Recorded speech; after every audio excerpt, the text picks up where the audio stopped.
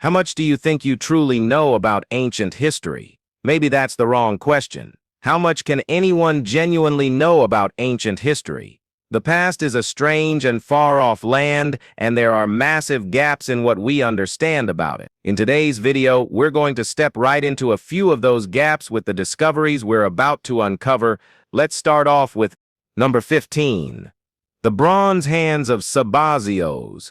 Nearly all religious cults leave behind symbols or objects tied to their rituals. Most are easy to interpret, but the bronze hand statues attributed to the cult of Sabazios remain an exception. In fact, these hands are the only solid evidence that the cult ever existed at all. The worship of Sabazios, a deity associated with fertility and vegetation, was present across several ancient civilizations, including Greek and Roman societies by the 3rd century CE. Instead of building temples, his followers seemed to gather privately, leaving behind no known religious structures. The bronze hands were worn or mounted on poles, possibly used during parades or ceremonial events.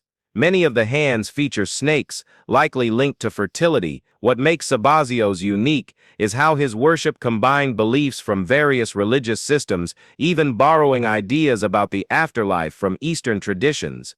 While the physical artifacts have survived, the full meaning behind their symbols and the details of how Sabazios was worshipped are still shrouded in mystery.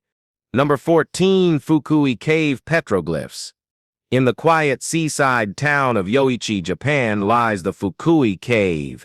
It's a hidden vault of ancient petroglyphs and one of only 2 sites of its kind across the country. First spotted in 1950 by a 15-year-old boy exploring the beachside, the cave features mysterious carvings, horned and winged beings, ships, fish, and marine life. These engravings are believed to originate from the late Epi-Jomon culture, which existed in Hokkaido between the 5th and 7th centuries. Scholars remain divided. Some argue the images hint at a forgotten ancient script called the Jindai Moji, while others suggest they're tied to spiritual rituals. The cave is now sealed in reinforced glass, serving both as preservation and public display. Interestingly, the artwork draws comparisons to rock carvings found in Russia's Far East, implying a potential link to the ancient Okhotsk culture. Whether these markings are primitive writing or sacred ceremony remains unsolved, but one thing is super clear: this site continues to stir conversation, mystery, and cultural debate.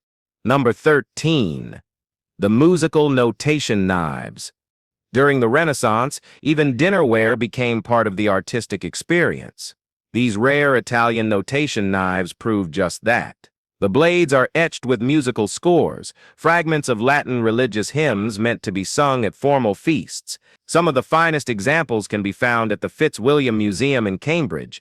Each knife carries a single voice line, and when brought together, the set creates a complete choral arrangement. Historians believe guests at elite gatherings would slice their meat with the knives, then sing the musical passage engraved into the blade. These knives are large and sharp, likely designed for serving rather than casual dining. In 2021, musicians from the Royal College of Music gathered to perform the score exactly as it's written. While the result probably won't break into modern playlists, it offers a unique window into how deeply art, religion, and social ritual were intertwined during the 16th century. Well, a dinner party in that long-gone era could easily double as a sacred performance. Number 12. Tangali petroglyphs.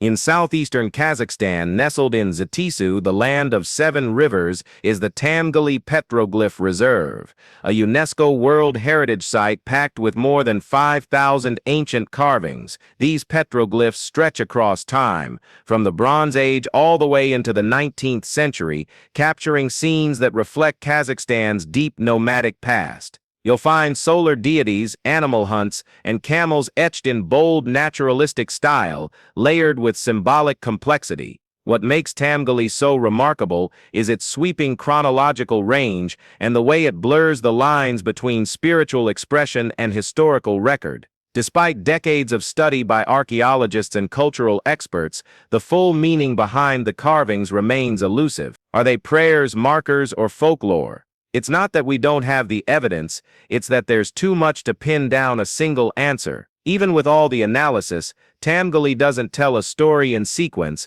it shouts them all at once. And maybe that's the point. It was never meant to be read. Number 11. The Eltonin antenna. The Eltonin antenna is a fascinating and enigmatic discovery that has captured the curiosity of both researchers and mystery enthusiasts since its photograph was taken in 1964. This image was captured by the USNS Eltonin during a seafloor survey off the coast of Cape Horn. The photo revealed an object resembling an antenna standing upright at a depth of 3,944 meters. This strange and puzzling find has sparked numerous theories and debates. Some fringe theorists have speculated that it could be an alien artifact. Bruce Cathy, a prominent figure in the UFO research community along with others, suggested that the object might have an extraterrestrial origin. When the news became public, a lot of explanations began circulating. Some believed the object could be a detached component of the ship's own antenna system that had somehow ended up on the ocean floor. Given the Cold War climate of the era, others speculated it might be a fragment of secret Soviet technology. Despite the wide range of ideas, the true identity of the Eltonin antenna remains uncertain. What do you think? What was it? Number 10. The Newark Holy Stones. Could the first settlers in America have been a lost tribe of Israelites? That's the claim made by supporters of the Newark Holy Stones, artifacts allegedly discovered by archaeologist David Wyrick in 1860 within Native American burial mounds in Newark, Ohio. The finds included a keystone, a decalogue, and a tiny stone bowl. All three are now kept at the Johnson Humrick House Museum. The burial sites themselves, known as the Newark Earthworks, were built by the Hopewell culture more than 1,500 years ago. Supporters of the theory point to the Hebrew inscriptions found on the stones, which include terms like Holy of Holies and even a full version of the Ten Commandments. But critics are quick to note that Wyrick already supported the idea of a lost Israelite tribe arriving in America before his discovery, and the style of the Hebrew writing is modern, not ancient. Many scholars suspect Wyrick created the artifacts himself, likely hoping to validate a theory rather than uncover a real historical link, just like they do. Number 9. Dunong Hasa. Traveling across the Irish Sea to Galway, we reach Dunong Hasa, one of Ireland's most iconic Iron Age fortresses. Built on a sheer cliffside, the site holds an eerie, almost otherworldly atmosphere. Historian John O'Donovan, during his mid-19th century visit, was so emotionally overwhelmed that he tossed aside his umbrella and collapsed to the ground, shouting in rapture. Archaeologists have never definitively dated the fortress's origin, but estimates place its construction around 3,100 years ago. It likely saw continued occupation and gradual expansion over centuries. Near the site lies a Neolithic tomb, though it doesn't appear directly connected to the fortress itself. What makes Dunong Hasa especially striking is that it's been preserved in its raw, untouched state. No railings, no barriers. That means visitors today are warned, step too close to the edge, and you risk falling off the cliff it's built upon. It's as wild as it was ancient. This isn't a museum piece, it's history staring straight into the Atlantic, rugged and unfiltered. Number 8. Chattuga River Canoe. Along a remote stretch of the Chattuga River in Oconee County, an intact dugout canoe was discovered, likely dating back over 200 years. Found in autumn 2020 by boaters, it wasn't until 2022 that the Chattuga Conservancy retrieved it. Buzz Williams, the Conservancy's director, noted its resemblance to a canoe uncovered in 2004, which had been carbon dated to around 1740. The canoe bears clear European influence, axe marks along the edges, and a coarser finish suggest it was built after colonial contact. It could have been carved by local indigenous people, early settlers, or traveling traders. A wrought iron nail found lodged at one end only deepens the mystery. Measuring 32 feet long, the canoe is in strikingly good condition for something lost in such wild, untamed water. Underwater archaeologist James Spire emphasized how rare such mountain region watercraft are, especially ones this complete. Finding one in the Chattuga's unpredictable currents is more than unusual, it's remarkable and unrealistic. Number 7. Pauline Bonaparte Sits Shoes. At the University of Aberdeen in Scotland, A curious find turned up, a pair of petite shoes once belonging to Pauline Bonaparte, the younger sister of Napoleon Bonaparte. These shoes were part of a collection donated by Dr. Robert Wilson, an alumnus of the university and well-traveled collector. Remarkably preserved, they measure just 8 inches long and 2 inches wide at the ankle. Made from fine leather and silk, they're decorated with embroidered mauve silk bands and finished with a soft pink ruffle lining the tongue. Pauline Bonaparte was known for her striking beauty and her infamous romantic life. Dr. Wilson was a close associate, and according to entries in his journal, the shoes were likely a personal gift from Pauline herself. Today, they're publicly displayed at Aberdeen's King's Museum. This discovery adds a deeply personal dimension to the Bonaparte family's legacy and offers a glimpse into the kinds of delicate, sentimental objects once exchanged among Europe's elite circles during the early 19th century. Number 6. The Obsidian Monkey Jar of Texcoco. Obsidian is a poor choice for sculpture. It's difficult to shape and incredibly brittle. Yet, in the ancient city of Texcoco, someone decided to carve an entire vessel out of it centuries ago. Now housed in Mexico's National Museum of Anthropology, the Obsidian Monkey Jar is one of its most iconic pieces. It likely dates back over 2,000 years and would have required expert craftsmanship to complete. The artisan probably used small blades to carve the figure, then polished the surface with fine sand to give it that signature shine. Techniques like this were known among the Olmecs and other early Mesoamerican cultures. While we understand how it was made, we're less certain about its purpose. Some believe it played a role in funerary rituals, but that explanation tends to be applied to many objects we don't fully understand. It could just as easily have been a decorative item possibly created for a ruler or noble family. Whatever its function, the craftsmanship remains unmatched. And maybe it's for our good and greater. Number 5. The clay balls of Mesopotamia. Why the ancient inhabitants of Mesopotamia made so many clay spheres has remained unclear for decades. Since 2013, researchers have been analyzing them, yet no definitive conclusion has been reached. Most of these clay objects are over 5,500 years old. One of the most compelling theories is that they may represent the earliest known form of data storage. The first batch was discovered in the late 1960s in western Iran. Their sizes vary from small ones resembling golf balls to larger pieces the size of basketballs. So far, just over 150 examples have been recovered. For years, their purpose was uncertain, but thanks to advances in scanning and 3D modeling, we now know the interior of each ball holds geometric tokens. Some experts think these may have recorded quantities for trade or documented transaction values. Unfortunately, without a cipher or decoding method, we can't confirm what these symbols represent. Until then, these clay balls remain one of the oldest unsolved puzzles in the world. Number 4. Lincoln Cathedral Seal Matrix.